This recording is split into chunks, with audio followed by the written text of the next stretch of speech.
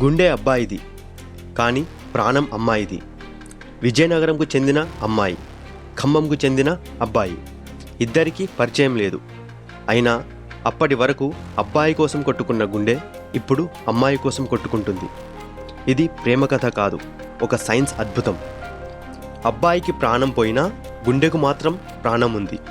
అంతేకాదు, అబ్బాయి గుండెతో పాటు 8 రకాల అవయవాలు కూడా వేరే వారికి ప్రాణం పోశాయి.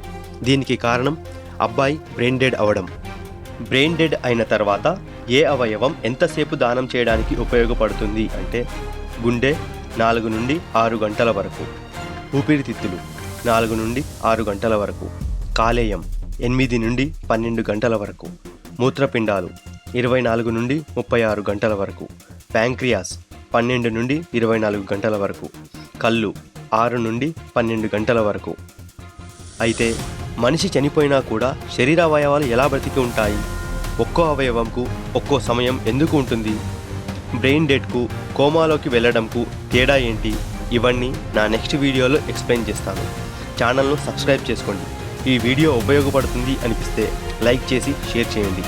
ఛానల్లోకి వెల్కమ్.